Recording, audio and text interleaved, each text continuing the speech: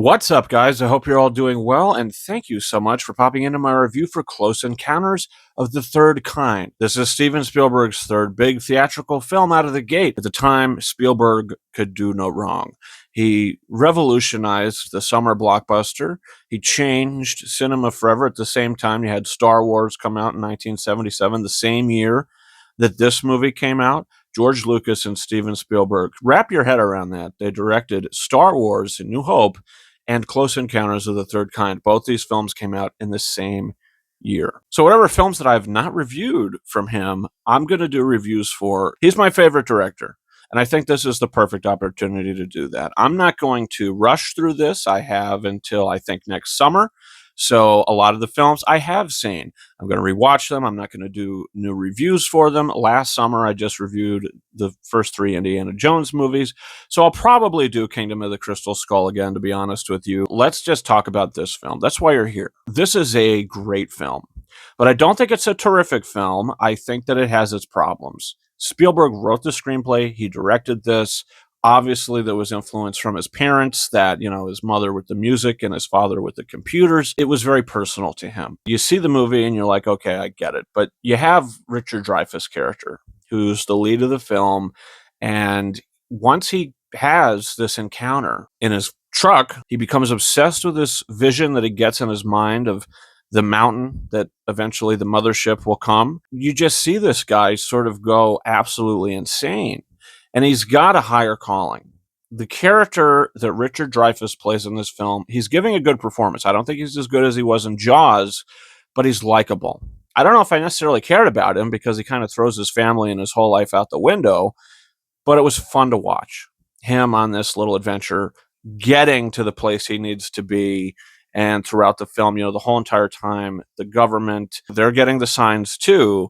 And they've all sort of worked it out to where this is how we're going to communicate with them, with the music. We're going to say that there's toxicity in the air, and then we're going to have our meeting with these aliens or whatever you want to call them. And I liked all that. I thought the story of the film worked really good. It was just the pace of it for me. I watched the theatrical cut. I know there's like 627 different versions of this movie. I watched the theatrical cut. This is the one that went to theaters and got the film its Oscar nominations. Williams was nominated for 2 Oscars that year for Best Original Score. John Williams, of course, I'm talking about, for his score for Close Encounters and his score for Star Wars, which of course he won. I think the effects are really special, how you don't really see a lot of these spaceships a lot of the time. It's just a lot of light and these really powerful bright lights coming at you, and I like how that's described in the film. All that worked, and it was the vision that really worked for me. It was just, I didn't really find myself caring about the story, because the guy, like I said, he just kind of threw away his family, and it was just like, okay. And after rewatching it, going back down this road, I don't know if it's going to be a top Spielberg film for me or even a top 10, just because I think that there's more entertaining films on the list that I think you can care about more. So we'll see. But Close Encounters is a wonderfully made movie. It's a 4 out of 5 star film, and I could rewatch this at any time. Even though I might want to have the remote and skip around, it's a film that is kind of timeless, and you want to sit down, you want to watch a great sci-fi movie. This is that.